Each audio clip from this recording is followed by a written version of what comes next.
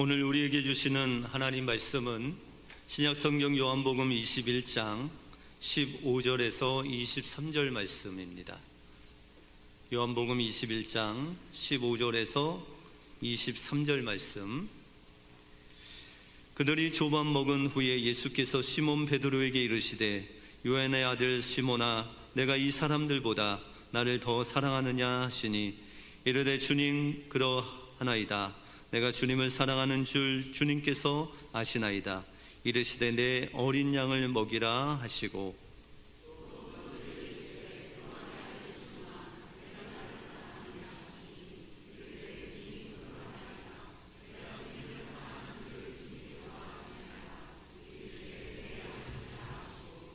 세 번째 이르시되 요한의 아들 시몬아, 내가 나를 사랑하느냐 하시니, 주께서 세 번째 내가 나를 사랑하느냐 하심으로 베드로가 근심하여 이르되 주님, 모든 것을 아시오매 내가 주님을 사랑하는 줄을 주님께서 아시나이다. 예수께서 이르시되 내 양을 먹이라.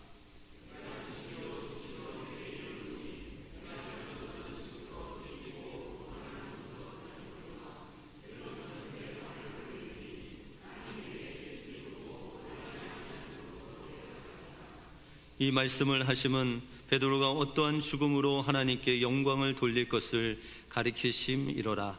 이 말씀을 하시고 베드로에게 이르시되 나를 따르라 하시니,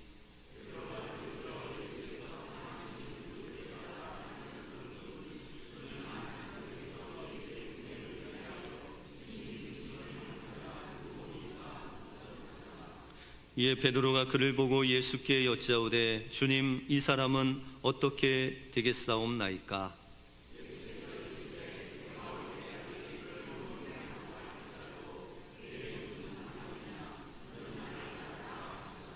같이 읽겠습니다. 이 말씀이 형제들에게 나가서 죽지 않겠다 하신 것이 아니라 내가 올 때까지 그를 머물고 하고자 할지라도 내게 무슨 상관이냐 하신 것이로라. 아멘. 어느 마을에 노래를 잘 부르는 여치와 그 노랫소리에 홀딱 반한 당나귀가 살고 있었습니다. 하루는 여치에게 당나귀가 물었습니다. 야, 여치야, 넌 어떻게 그런 작은 체구에 그런 아름다운 목소리가 나오냐? 너는 뭘 먹기에 그렇게 노래를 잘하냐? 그렇게 물었습니다. 그랬더니 여치가 새침스러워하면서 짧게 대답을 했습니다. 이슬만 먹고 살아요. 그래서 그 말을 듣고 당나귀는 여치가 먹는 이슬만 먹기 시작했습니다. 얼마 후에 당나귀는 목소리가 좋아지는 대신에 이슬만 먹어서 굶어 죽었다는 이솝 우화에 나오는 이야기입니다. 여러분들, 남들 이슬만 먹는다고 여러분들 이슬 먹다가 큰일 납니다. 여러분들, 비교 의식이라는 것은 나에게 없는 다른 사람들의 장점을 따라가려는 마음, 그것이 비교 의식입니다. 그런데 다른 사람의 장점만 따라가려고만 하면 정작 내게 있는 귀한 장점을 잃어버리게 된다라는 것이죠. 바람과 함께 사라지다라는 대작을 쓴 마가렛 미첼 여사라는 분이 계신데, 이 마가렛 미첼 여사가 하루는 누군가 그에게 책을 하나 보내주었습니다. 그 당시 스테반 빈센트라는 사람이 이 남북 전쟁을 배경으로 글을 썼는데, 존 브라운의 시신이라는 아주 유명한 책을 썼습니다. 그 책을 읽은 이 미첼 여사는 그 작품의 훌륭함을 몸소 깨닫고 자기가 쓰고 있는 바람과 함께 사라지다라는 것이 얼마나 보잘것없는 소설인가를 그 마음의 좌절과 낭망에 빠져서 쓰다만 자기의 원고를 옷장 안에 넣어놓고 6개월 동안 좌절 가운데 시간을 보내고 있습니다. 이 미첼의 안타까운 소식을 듣고 그를 사랑하는 지인이 와서 그에게 사랑 어린 조언을 해줍니다. 당신은 지금 당신 자신을 남과 비교하기 때문에 이 좌절과 낭만 가운데 있는 것입니다. 성공은 당신이 당신 자신의 잠재력을 얼마나 발휘하느냐에 따라서 성공할 수 있습니다. 그러니 이런 생각 위에서 노력하시고 나머지 것을 잊어버리기 바랍니다. 그런 충원을 했습니다. 그 후 마가렛 미첼은 이 말에 용기를 얻어서 다시 그가 쓰던 소설을 꺼내서 쓰기 시작했고, 그 위대한 바람과 함께 사라지다라는 책이 나오게 되었습니다. 우리의 인생의 어려움은 남과 비교할 때 우리의 어려움이 생긴다라는 것이죠. 때로는 이 비교의식을 가지고 있으면 열등감으로, 열등의식으로 나타나기도 하고, 때로는 우월의식이 나타나기도 합니다. 그런데 이 모든 것은 우리에게 어려움을 준다라는 것이죠. 그러나 우리가 하나님 안에서 우리의 가치를 확인하는 순간 우리는 비교의식에서 벗어나서 주님이 주시는 진정한 자유와 회복을 맛볼 수 있다라는 것입니다. 왜냐하면 우리는 하나님 안에서 주님이 지으신, 하나님의 형상대로 지으신 귀한 존재라는 것, 그것을 하나님 앞에 방일견할 때, 주님 안에서 발견할 때 우리는 하나님께서 여러분들 향하신 놀라운 뜻을 이루는 그런 귀한 일꾼이 될 수 있다라는 것을 기억하시고 비교의식을 내려놓고 하나님 안에서 여러분들 발견하심으로 귀한 하나님의 일꾼이 되시는 여러분들의 삶이 되시길 주님의 이름으로 축원드립니다. 오늘 본문을 통해서 비교의식과 실패를 경험하고 있는 우리가 어떻게 이 비교의식에서, 실패에서 회복될 수 있고, 또한 이 회복을 통해서 우리에게 주시는 하나님의 사명과 또 그 축복이 무엇인지 오늘 본문을 통해서 살펴보겠습니다. 먼저 예수님은 사랑의 고백을 통해서 우리를 회복시키십니다. 예수님의 수제자인 이 베드로가 예수님을 3번이나 부인하죠. 그래서 그는 예수님이 부활하신 것을 알고 또 부활하신 예수님을 만났음에도 불구하고 그 마음속에 이제는 내가 예수님의 제자가 아니다, 내가 예수님을 따라 다녀도 예수님께 좋은 것, 덕이 되는 것도 없다라고 생각하고 이 베드로가 낙향을 해서 이제 고기 잡는 어부로 돌아가는 이 베드로의 모습을 우리가 볼 수 있습니다. 오늘 본문 3절에 보시면 시몬 베드로가 나는 물고기 잡으러 가노라 하니 그들이 우리도 함께 가겠다 하고 나가서 배에 올랐으나 그날 밤에 아무것도 잡지 못했다고 성경은 말씀하고 있습니다. 이것이 바로 베드로의 마음이죠. 예수님, 부활하신 그 예수님을, 그토록 바라던 예수님을 만났음에도 불구하고 그는 예수님을 떠나 낙향하여 그가 가졌던 그 직업인 어부로 돌아가는 그 베드로의 심정이 여기에 쓰여져 있다라는 것입니다. 이제 예수님, 저는 예수님의 제자가 아닙니다. 예수님을 따라가도 예수님께 도움이 되지 않습니다 라는 그런 마음으로 이제 물고기를 잡으러 갔는데 이게 웬일입니까? 밤새 그물을 던져도 그 동료들과 고기 한 마리 잡지 못하고 빈 손으로 그물을 이제 정리하는 그 제자들을 보시고 예수님께서 소리를 지르시죠. 그물을 오른쪽에 던져라. 그랬더니 어떻게 됐어요? 고기가 그물이 찢어지도록 그렇게 잡히게 되죠.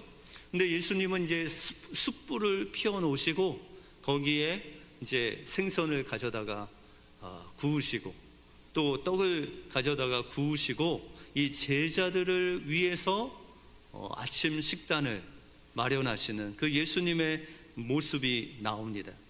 여러분들 오늘 본문에 나오는 숯불이라는 단어가 신약 성경에 2번 나옵니다. 한 번은 베드로가 예수님을 부인할 때 그 앞에 있었던 것이 숯불이죠. 그리고 이제 예수님이 찾아오셔서 그들에게 아침 식사를 준비하는 그 현장에 이 숯불이 있죠. 다른 제자들이 봤을 때는 별로 그냥 그러려니 하지만 이 베드로가 봤을 때는 이 억장이 무너지는 그런 아픔이 있는 숯불입니다.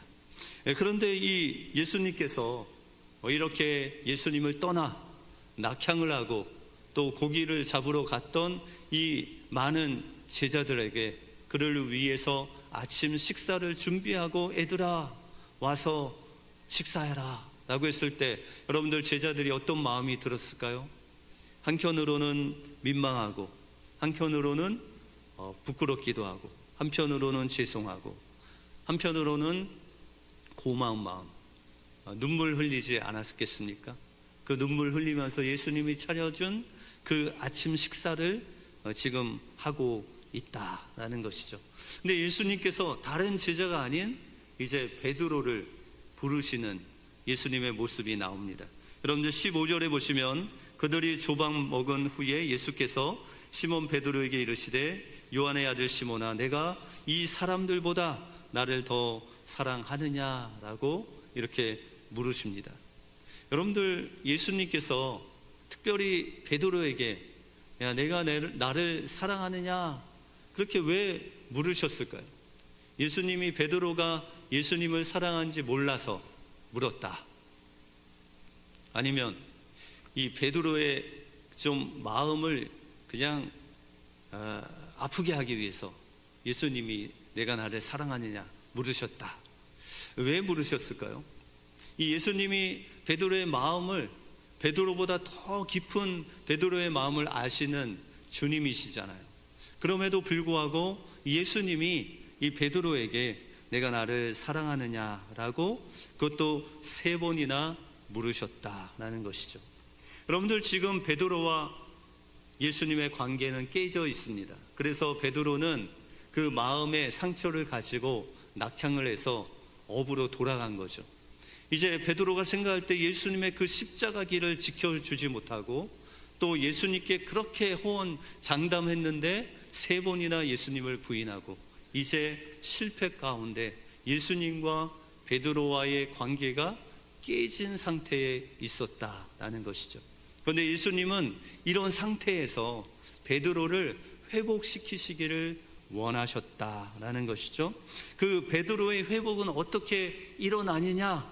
바로 예수님의 그 질문에 스스로 베드로 자신이 예수님을 향해서 주님, 내가 주님을 사랑합니다. 이 스스로의 고백을 통해서 그 상처가, 그 좌절이, 그 관계가 회복되기를 주님은 원하셨다라는 것이죠. 그래서 예수님이 베드로에게 물으십니다. 처음에는 베드로야, 내가 아가페 사랑으로 나를 사랑하느냐 물으십니다. 여러분들 아가페의 사랑은 조건 없는 주님의 사랑 아닙니까? 그때 베드로가 예수님, 제가 무슨 아가페 사랑입니까? 주님, 저는 필레오의 사랑으로 주님을 사랑합니다. 필레오의 사랑은 친구 간의 우정, 아가페 사랑보다 더 떨어지는 그런 친구 간의 우정으로 주님 사랑합니다. 그런데 예수님이 2번째 물으시죠. 베드로야, 네가 아가페 사랑으로 날 사랑하느냐? 그랬더니 베드로가 주님, 저는 필레오 사랑으로 주님을 사랑합니다. 3번째 예수님이 물으시죠. 뭐라고 물으셨을까요? 베드로야, 너 필레오 사랑으로 정말 나를 사랑하느냐? 그랬더니 베드로가 오늘 성경에 보시면 근심했다. 근데 원어에 보시면 아파했다. 그 마음이 정말 아팠다. 그리고 그는 고백하기를 주님, 제가 마음 깊은 곳에서부터 주님을 사랑하는지를 주님이 아시잖아요. 그러면서 사랑의 고백을 합니다. 여러분들 예수님께서는 이 베드로의 고백을 통해서 이 베드로의 상처난 그 마음을 회복하시는 그 예수님의 사랑의 방법, 회복의 방법을 우리에게 알려주시는 것. 그러면 여러분들 마음속에 하나님과 조금 서운한 관계, 좀 주님과 깨진 관계가 있다면 여러분들 어떻게 주님과 회복할 수 있을까요? 주님께 사랑의 고백을 하면 되죠. 주님, 제가 주님을 부족하지만 사랑합니다. 여러분들 입으로 스스로 고백할 때 주님의 그 놀라운 회복의 능력이 여러분들 안에서 뜨겁게 역사된다는 것이죠. 그러면은 이것은 주님과 우리와만의 관계일까요? 여러분들 남편과 아내, 이 부부가 오래 살면 어떻게 돼요? 좀 서운해지고 냉랭해지죠. 그럴 때 아내가 묻죠. 남편에게, 여보 나 사랑해? 그러면 남편은 뭐라 대답하셔야 돼요? 남편분들 대답해 보시죠. 뭐라고 대답해야 돼요? 몰라서 물어, 이런 분도 있고, 아니면 말 안 해도 알지, 이러시면 안 돼요. 어떻게 해야 돼요? 예? 예, 사랑합니다 고백하셔야죠. 그러면 목사님, 가족끼리 뭘 사랑을 고백해요? 그러는데 여러분들 가족일수록 더 사랑을 고백해야 됩니다. 가끔 여러분들 자녀들에게 어떻게 사랑한다 하세요? 목사님 뭐 가족끼리 좀 민망하면 여러분 영어를 쓰면 되죠. 러브 아들, 러브 딸, 좀 간단하게 여러분들 자녀들한테 이야기를 하세요. 어머니는 잘해요, 그죠? 엄마는 잘하는데 아빠들이 자녀들에게 사랑해 하기가 참 어렵죠. 근데 자식도 그렇더라고요. 제가 이제 한국에 있는 어머니하고 통화를 하면 어머니 사랑해요 라고 한 적이 거의 없습니다. 근데 이제 어머니가 가끔 요새 나이가 드셨는지 아들 사랑해 그래요. 그러면 마지못해 이제 입은 띄기는 하는데 엄청나게 몸에 닭살이 돋습니다. 엄마한테도 이 사랑해 하기가 참 어렵습니다. 그러니까 여러분들 예수님께서 가르쳐 주신 이 회복은 바로 사랑의 고백을 통해서 회복의 놀라운 역사가 일어난다라는 것이죠. 우리가 누구를 용서하는 거 되게 힘들죠. 뭐 사과하는 것도 힘들잖아요. 미안해, 내가 잘못했습니다. 그런데 이것은 상대방을 위한 것이 아니라 이 말을 함으로 인해서 내 마음의 상처가 회복되는 놀라운 역사가 일어난다라는 것이죠. 이렇게 사랑의 회복을 시키실 뿐만 아니라 예수님은 베드로에게 이 회복과 함께 잃어버린 사명을 주십니다. 여러분들 15절에 보시면 예수님이 베드로의 이 사랑 고백을 한 후에 내 어린 양을 먹이라, 두 번째는 내 양을 치라, 세 번째는 내 양을 먹이라 라면서 사명을 주십니다. 여러분들 예수님이 베드로를 첫 번째 부르실 때 그에게 어떤 사명을 주셨어요? 내가 사람을 낚는 어부가 되리라. 그런데 더 우리가 구체적으로 보시면 내가 너를 사람 낚는 어부로 만들어 주겠다, 그렇게 말씀하셨어요. 그러니 주님께서 이제 사람 낚는 어부로 베드로를 만들어 주실 뿐만 아니라 어떤 사명자로 만들어 주시겠다는 거예요? 영혼을 먹이고 치고 또한 그와 함께 하나님 말씀을 살아내는 그 사람을 양육하는 목자로 주님께서 베드로를 사명을 주신 것이죠. 그러면 우리 모든 사람들은 다 주님의 일꾼이죠. 그러면 우리의 사명은 무엇일까요? 사람을 낳고 그 영혼을 먹이고 입히고 또한 세워서 하나님의 제자로 만드는 그 목자의 역할이 바로 우리의 사명이다 라고 말씀하고 있는 것이죠. 오늘 2시에 교회 일꾼을 세우지 않습니까? 어떤 일꾼을 세워야 되겠죠? 오늘 본문에 보니까 주님께 사랑의 고백을 하는 일꾼, 또한 주님께서 맡겨주신 영혼을 먹이고 입히고 양육하여 하나님의 귀한 제자로 세우는 일꾼을 우리가 세워야 되죠. 근데 그 일꾼만 세우는 일만 여러분들 하시겠어요? 아니면 여러분들이 일꾼이 되시겠어요? 여러분들 또한 하나님의 일꾼으로 주님을 사랑하고 또 주님이 맡겨주신 그 영혼을 위해서 기도하고 또 하나님 말씀을 먹이고 같이 그 말씀을 살아내는 귀한 목자가 되셔서 주님께서 기뻐하시는 하나님의 일꾼이 되시는 여러분들의 삶이 되시길 주님의 이름으로 축원드립니다. 다음으로 예수님은 우리를 비교의식에서 벗어나 예수님을 따르는 사명자의 길을 가기를 원하신다는 것입니다. 베드로는 사랑의 고백을 통해서 이 예수님과의 관계가 회복되고 잃었던 주님의 사명을 되찾는 놀라운 뜨거운 회복의 역사를 경험하게 됩니다. 그때 예수님께서 베드로를 향해서 이런 말씀을 하시죠. 여러분 18절에 보시면 같이 한번 읽어볼까요? 시작.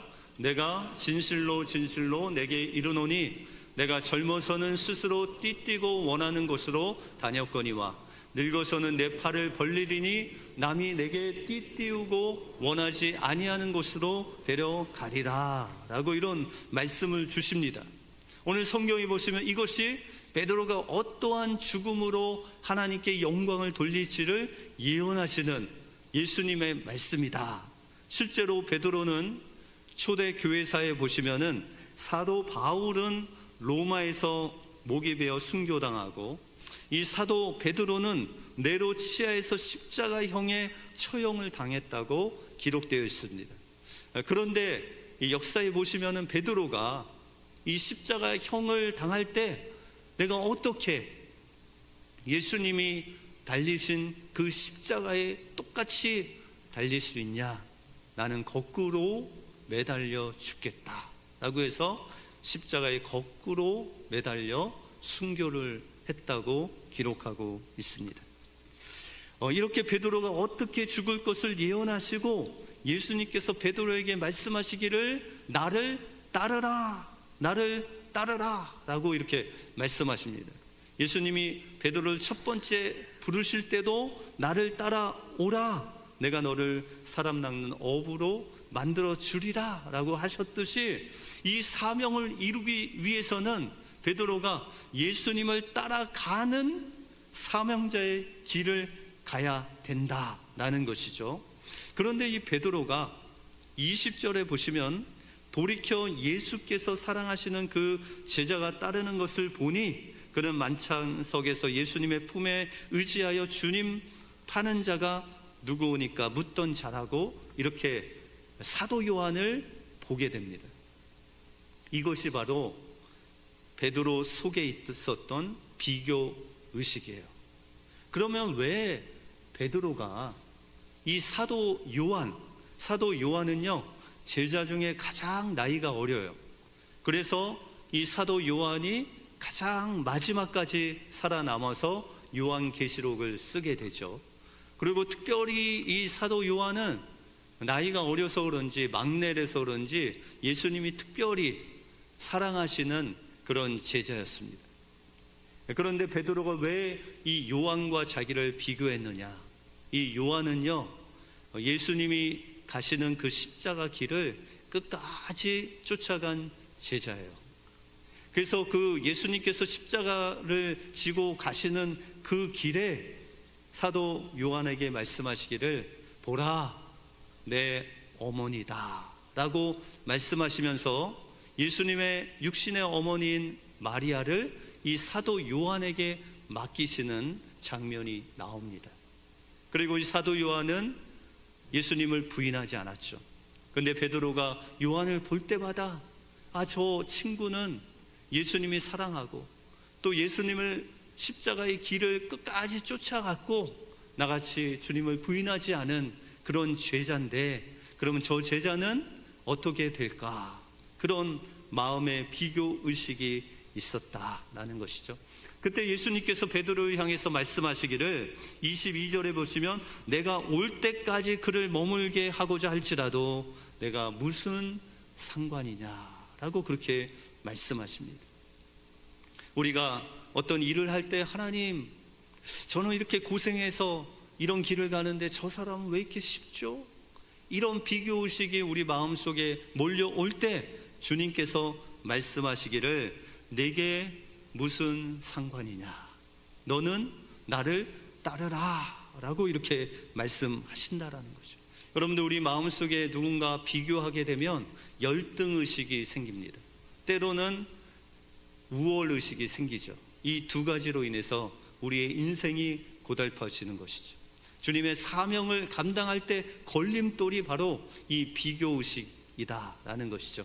근데 주님께서 이 비교 의식을 극복하기 위해서 어떻게 베드로에게 말씀하세요? 내가 무슨 상관이냐? 너는 나를 따르라 라고 그렇게 말씀하십니다. 다시 말해서 세상의 것 볼 필요가 없다. 세상에 있는 사람, 세상에 있는 환경, 세상에 있는 것, 조건을 보는 것이 아니라 너는 나를 봐라. 그리고 나만 따라와라. 그 사명은 너가 이루는 것이 아니라 바로 내가 이룰 것이다 라고 말씀하시면서 베드로 안에 있는 그 비교 의식을 치유하시고 예수님만 따르는 그 베드로의 사명을 다시 일깨우시는 예수님의 비교의식을 치료하는 방법이 나와 있다라는 것입니다. 여기 완전한 실패의 인생에서 일어나 주님의 사명을 이룬 사람의 이야기가 있습니다.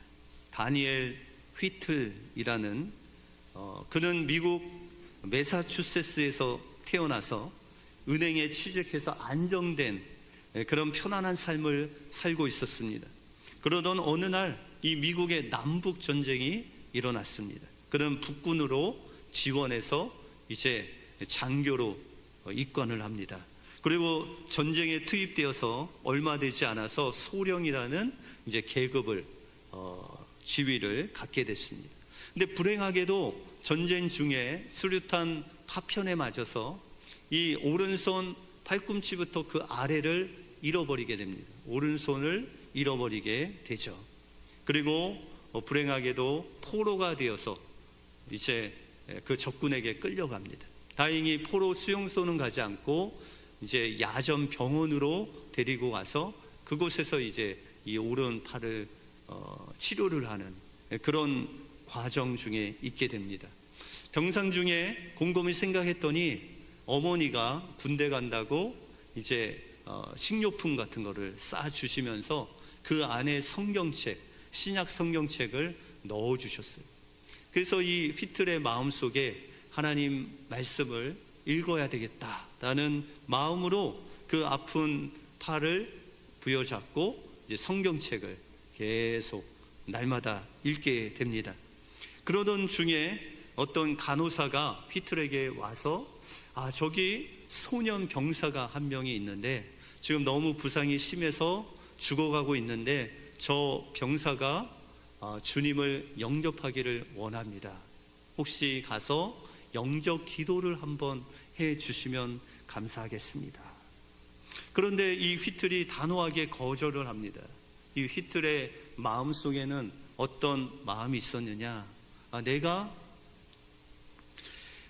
이 인생에 있어서 이 오른팔이 잘라나가는 그런 실패의 경험을 한 실패의 인생이다. 또한 내가 소령으로 다른 사람들 지휘해야 되는데 이렇게 포로로 와 있는 이 자체가 나는 실패한 인생이다. 이 실패한 인생이 어떻게 저 죽어가는 영혼을 주님께 드릴 수 있단 말인가? 이런 실패와 좌절 속에 묻혀 있기 때문에 그는 선뜻 그를 위해서 기도해 줄 수가 없었다라는 것이죠. 그런데 소년 병사가 밤새 신음하며 고통 속에 있는 것을 보면서 휘틀의 마음에 그를 위해서 기도해 주어야 되겠다는 마음이 생깁니다. 그리고 조용히 그에게 가서 무릎을 꿇고 그의 손을 붙잡고 그를 위해 기도합니다. 하나님, 이 어린 소년 병사가 이 전쟁을 통해서 죽게 됐습니다. 그러나 그 마음속에 주님을 영접하려고 하오니 주님 그 마음속에 함께하여 주시고 그의 주인이 되셔서 그의 영혼을 주님 받아 주시옵소서.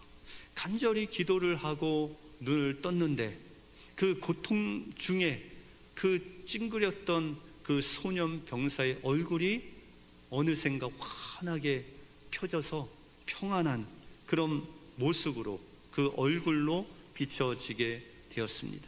그리고 그 소년 병사는 편안한 모습으로 숨을 거두게 되었습니다. 그 소년의 평안한 얼굴이 이 휘틀의 실패한 마음에 꽁꽁 얼어붙은 그 마음을 녹여서 이제 자신이 비록 실패했지만 하나님께서 이 실패의 모습을 통해서 무엇인가 역사하실 것이라는 확신을 갖게 됩니다. 그리고 그가 쓰던 그 머리맡에 있던 찬송시를 계속 써 내려갑니다. 그리고 그 완성한 찬송시가 바로 여러분들이 잘 아시는 하나님의 은혜로 이 쓸데없는 자 왜 구속하여 주는지 난 알 수 없도다. 내가 믿고 또 의지하면 내 모든 형편 아시는 주님 늘 보호해 주실 것을 나는 확실히 아네. 이 찬양시를 하나님께 올려드리고 그가 이제 일반인으로 돌아가서 부활하신 주님의 손을 잡고 일어나 그 유명한 부흥사인 무디와 함께 전국을 돌아다니면서 부흥 집회 때 함께 복음을 전하고 또 찬양을 지어 하나님께 영광을 돌립니다. 그래서 그가 생전에 지었던 찬양이 주의 진리 위에 십자가 군기 빈들의 마른 풀같이 구주와 함께 나 죽었으니 이런 주옥 같은 찬송시로 실패와 좌절 속에 있는 그 당시에 있는 영혼들을 하나님의 찬양과 복음을 전함으로 다시금 그 낭망한 자의 심령을 주님의 사명으로 불어 넣어주는 그런 놀라운 복음 사역자로 쓰임을 받게 되었다라는 것입니다.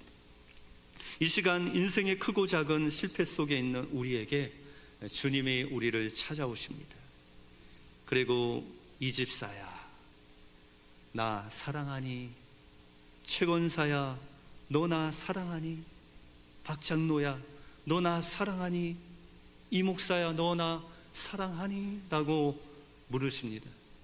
그 물음에 여러분들 한번 답해 보시지 않겠습니까? 시작. 주님 사랑합니다. 그렇게 고백할 때 주님께서 여러분들에게 다시금 여러분들의 마음속에 있는 그 상처와 실패를 회복시켜 주시고 처음 주셨던 그 사명에 더 큰 사명으로 함께 하셔서 다른 사람과 비교하지 않고 오직 주님만 바라보고 주님만 따라갈 때 하나님께서 여러분들을 베드로와 같이 요한과 같이 주님이 사랑하는 귀한 일꾼으로 쓰실 줄 믿습니다. 그런 일꾼이 되어서 하나님께 영광 돌리시는 여러분들의 삶이 되시길 주님의 이름으로 축원드립니다. 기도하겠습니다. 하나님 감사합니다. 오늘도 살아계셔서 우리와 함께해 주실 뿐만 아니라 실패와 낭망 속에 있는 우리를 찾아오셔서 우리를 사랑으로 회복시켜 주시고 사명을 주시고 비교의식으로 꽉 찬 우리의 마음속에 주님을 바라보고 주님만 따라감으로 인해서 다른 사람과 비교하지 않고 오직 하나님께서 우리에게 주신 그 놀라운 사명을 이루게 하시는 그 주님을 찬양합니다.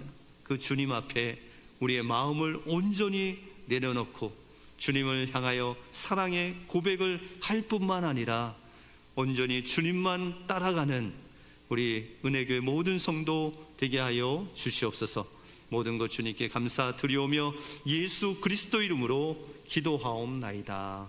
아멘.